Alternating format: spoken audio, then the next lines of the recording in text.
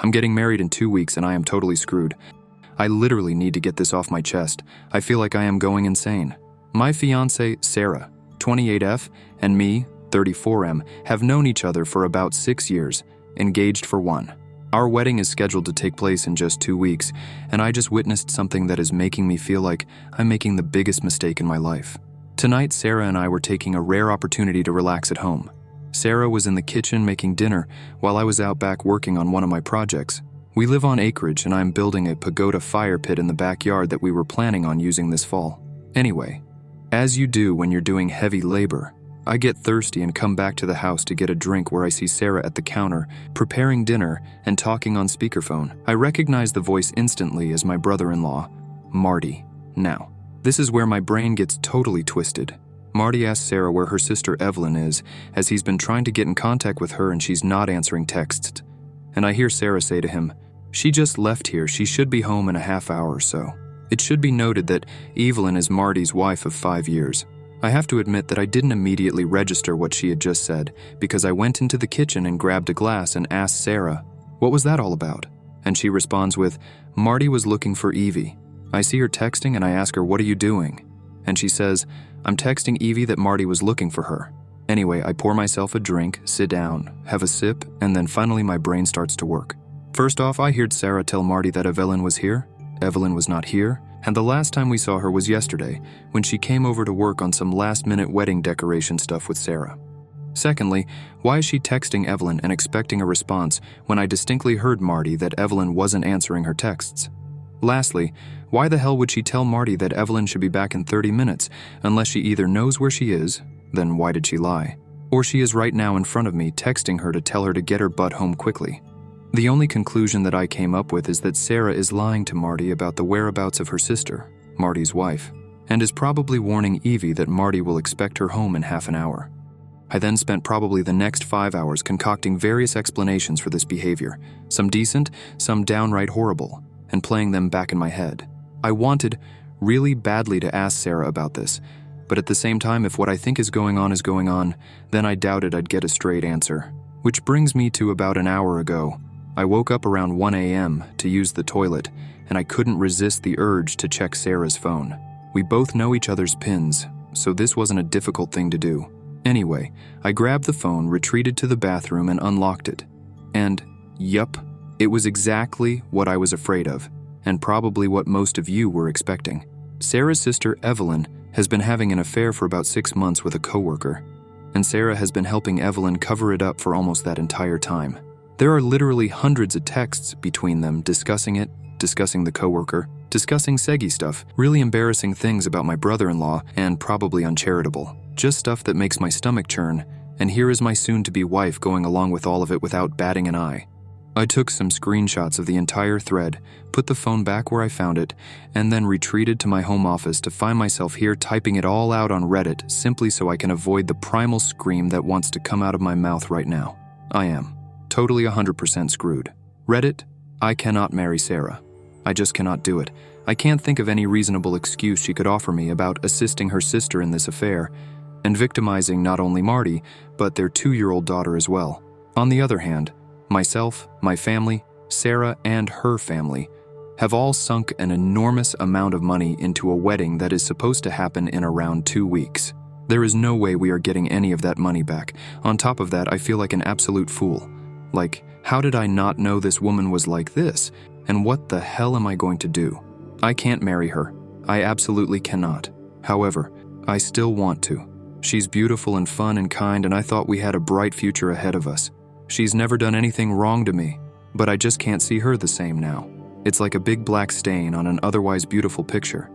I just don't know how the F I got this so wrong, and I'm absolutely dreading doing what I know I need to do. I feel like I want to vomit or break something. Update. Guys, you don't need to convince me to not marry Sarah. That's obvious. The wedding is off. I'm just trying to figure out my next steps and work up the nerve to do it. There's an incredible amount of pressure on me from the expectations of everyone, but I'm not going to buckle under it. I just am not relishing having to deal with the fallout, and I'm more than a little angry that I'm in this situation. Update 2. It's 5 a.m. I have work in 3 hours, and I'm running off a couple hours of sleep. I'm going to take a shower and head into work a little early to avoid Sarah and Stu on this. Update 3. I got into work around 7. No one was in the office, so I decided to start pulling off the band-aid and I called my brother. He lives in Australia, so he was still up after having just put his kids to bed. It was hard breaking the news to him about this, because I know he has laid out a huge amount of money for flights for him and his family to come, but to his credit as an older brother, he didn't mention it one time and just backed me up. He made a great point too. He said, "You work in a job where you have to deal with liars and scammers day in and day out. I don't blame you for wanting to have somewhere to go where this isn't a concern." He was totally right about that, and I get now why I am reacting so strongly to Sarah's participation in this deceit. He also had a great idea. He was going to take his family down to Florida to do some sightseeing and visit the parks. Well, now the kids will be accompanied by their uncle as well. It should be easy since we were going to honeymoon there as well, and we were planning on meeting them for a bit anyway. I'll just rebook everything to be closer to him and his family, and I'll offer Sarah's ticket to either my sister or another family member. Right now I'm just sort of making myself sick by drinking cup after cup of coffee and trying to distract myself until the day gets on enough where I can reach out to Marty. Update 4. Just did morning stand-up. My stomach is doing flip-flops from drinking about 2 pots of coffee since I got in here so early, and I absolutely cannot focus and concentrate. I feel like I can't do anything really from my side until I tell Marty what I know, so I'm just going to take a sick day and drive over to his house and see if he's around. If not, I'll call him and track him down. Marty is a teacher who is on break right now, and Evelyn works a 9 to 5 like me, so odds are good this works out. Update 5. Got to Marty's house a little after 10 a.m. He had just put his daughter down for a nap, and we had a long, frankly brutal talk in the kitchen. Basically, he suspected this for a couple of months now, but Evelyn has been very good at covering her tracks, obviously with the assistance of Sarah and a couple of their mutual friends. I unfortunately do not have all 6 months of text messages, just a couple of dozen screenshots I sent to myself from Sarah's phone. But I gave him what I have and offered to help him however I could. I am a field analyst in the Special Investigative Unit Department of a mid-sized insurer, specializing in workers' compensation fraud, so I know a few things and a few people. Anyway, I am now working from my laptop in my almost brother-in-law's kitchen, trying to salvage whatever I can. I'm going to have to talk to Sarah this evening and get the word out as fast as I can to my friends and family, now that I know I won't screw Marty over. So far I managed to rebook most of the honeymoon, although I had a problem with the ticket because Sarah was flying under her maiden name, and our carrier has a surname rule for name changes. Anyway, they did allow me to cancel and get a partial refund and rebook to my sister, who will be accompanying her 2 brothers and nieces to Florida in a couple of weeks. I'm holding off on canceling the venues until after I talk to Sarah because I don't want to tip anyone off, until Marty gets his chance to confront Evelyn. But I will absolutely be letting my family and friends know this afternoon sometime and beg them to keep it close. I'm basically in a frenzy right now canceling stuff I can cancel, and I'm heading down to the bank in a few to open a new account and getting my bills sorted out. The finances, some people have mentioned them, but it should be pretty good. The mortgage is in my name since we were not married, and I have the bigger income, but Sarah did contribute about $2,000, me versus my $60K, towards the down payment. I will have to probably pay her out that money and some portion of the mortgage payments for the last 16 months, but it could be worse. Update 6. It's about 8:30 p.m. right now, and I'm writing this from my buddy's house. His name is Mark, and a former co-worker of mine that is also in the same field of work. As I mentioned in a previous update, I work as a field analyst in the SIU department of a decent-sized insurance carrier. For people who don't know what that is, I'm basically a private detective. My job is to investigate what we think might be fraudulent claims in regards to workers' compensation. Anyway, as I kind of hinted at, Marty asked for my help in finding out who the other guy was that Evelyn was cheating on him with. All we had to go on was a name, let's call him Jake. The first thing I did was not some major amount of sleuthing. It was basically just going through LinkedIn trying to find the guy through Evelyn's connections. But that brought up nothing, which I thought was strange. Marty had told me that Evelyn was supposed to go out for drinks tonight after work, and that she said she wouldn't be home until around 9 or 10. He didn't have to tell me what he suspected since I pretty much understood right away. I told him that I would help him, but he needed to come with me. I then contacted my buddy Mark, explained the situation to him, and had him agree to meet us later in the day. The first thing we did was drive over to Marty's parents' house so that they could watch their granddaughter. I don't know what Marty told them as I waited in the car. After that, we went to Evelyn's place of work. It's one of those large commercial strip mall type centers with all of these nondescript offices in a row and a large non-gated car park. We drove around until we found Evelyn's car, and then I had Marty unlock it with the second set of keys. I then gave Marty a voice-activated recorder and a GPS tracker to place in the car. Once done with that, we left, parked a bit down the street and waited for my friend to arrive and for Evelyn to leave the business. Mark shows up about 20 minutes later, hops in the car with us, and around an hour after that, Evelyn comes out of her office with 2 of her girlfriends and a tall, younger-looking man with sandy blonde hair. They are obviously holding hands, and I'm like, damn, Evelyn, you're making it easy for me. I take a couple of pictures from the car and then wait for Evelyn to leave in hers, and I start tracking her. At first, I thought she might go right to a hotel or something, but she didn't. Instead, she drove to a reasonably nice bar and grill in a nice section of town and parked on the street. I drove by her as she was getting out of her car and entering the establishment, and then found my own parking spot and went over the plan. First, we sent Mark in, since no one knew him. He had basically 2 jobs. First, try to get any compromising pictures he could of Evelyn and Jake, and second, to be my alibi. Marty and I waited in the car for around 20 minutes until I got the first in the series of text messages from Mark. They were pictures of Evelyn and Jake making out in front of their 2 female co-workers. Marty's suspicions right. They were helping Evelyn hide the affair from him. He was obviously very upset and angry. Evidently, one of the co-workers is married. And as a couple, they are good friends with Marty and Evelyn, both of them having toddlers around the same age. I ask Marty if that's enough for him, but he says he still really wants to know who this guy is. I try to tell him that we can find out later, but he's practically begging me at this point, so I tell him to wait. Text Mark that I'm coming in and then enter the bar myself. First thing I see is Evelyn and her crew laughing and drinking at one of those tall round tables near the front window as I enter. I stop for a moment, pretend to be surprised, and then call out to Evelyn. Evelyn, hi, what are you doing here? She's obviously shocked to see me, and everyone around her tenses up immediately. Evelyn quickly introduces me as her sister's fiancé and says that we are getting married in 2 weeks. There are a lot of congratulations from everyone. I thank them and then stick out my hand to the blonde guy and introduce myself with my full name, hoping that he'll respond in kind. He does, and I'm a bit taken aback. He's not named Jake. I introduce myself to everyone else and then tell Evelyn that I'm here to meet a co-worker. I wave to Mark and then excuse myself. Once I get over to Mark, I tell him the guy's name and we both whip out our phones and go to work. It doesn't take long for us to find him.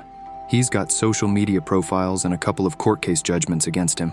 Everything sort of falls into place when we find out that Jake is his middle name. At this point, I'm basically just grateful that Evelyn isn't cheating on Marty with 2 different co-workers. Turns out that Jake is 26, married, and has a 1-year-old daughter. This just keeps getting better. Anyway, I text Marty the guy's name and I decide I want to push my luck and tell him to wait a few more minutes. Basically, I'm playing babysitter here at the bar. I'm totally visible to Evelyn and her crew. I can see out of the corner of my eye that no one is particularly happy about this, and my presence is really ruining the night. This is good. I let this go on for about 10 minutes and then tell Marty to text Evelyn that he's spending the night at his parents' house with their daughter. It doesn't take long after that until I catch Evelyn taking out her phone, showing it to Jake, and then everyone deciding to pack up. Evelyn comes over to me, says goodnight, and asks me if Sarah and I want to come over for dinner this weekend. I smile and say that sounds like a great idea and wish her and her co-workers a good night. Mark and I wait for them to leave, then pay our bill and hurry back to the waiting Marty. There's a bit of hesitation here because we don't know exactly what Evelyn was going to do. Like, I half assumed she might have already booked a hotel room and was heading there, which would have made everything a lot more complicated and limited what I could do. But it turns out that tonight was probably meant to be just drinks at the bar. And it wasn't until Marty decided to spend the night at his parents' that it turned into something more. Evelyn made a beeline for home, and we followed behind her way out of sight and parked down the street. It didn't take long after that until another car pulled into Marty's driveway and we saw Jake get out, go up to the door, knock, and be greeted by Evelyn. They went inside together. Now, at this point, it's about 7:30, and I have my own stuff to do tonight, and I think that as a friend, I've done pretty much all I can do for Marty, and he can handle the rest himself. I mean, I feel bad for the guy, definitely, but I don't want to get any more involved in this drama than I already am. And being the wingman for him while he confronts his cheating wife is a bit much for me considering my situation. Marty says it's fine, that he'll do the rest of it himself. Guess he's more of a man than you thought, Evelyn. He goes to Evelyn's car, retrieves my gear, and we bid each other goodbye. That was almost 2 hours ago. I did get one text message from Marty saying it was done, and he was going to his parents' house, for real this time. But my phone hasn't been blowing up, so I don't know what's been going on with Evelyn, and I've been at Mark's since then. I think that basically concludes my part in Marty's story. If he was smart and listened to my advice, he was recording with his phone when he entered the house. I'll find out later. Anyway, my biggest priority now is to head home and tell Sarah that the wedding is off. She's almost 100% going to take it badly. There's no way she won't. But like I said, I just can't get married to her right now. I don't know what the future holds for us, or if we will be done with each other or not, but definitely we are not getting married anytime soon. Also, for people who keep saying, why didn't you talk to her first? Why didn't you confront her? I have to say, are you people stupid? She stone cold lied in front of me to her brother-in-law that she has known for about 10 years and purportedly thinks is a really great husband and father. Maybe you are naive enough to think that someone can lie that coldly to someone they are supposed to care about and then tell you the truth. But I'm not wired that way. Until that moment, I never had cause to ever second-guess Sarah. Or not trust her, but she was literally untrustworthy in front of my face, and I'm supposed to let it slide or expect her to be honest to me?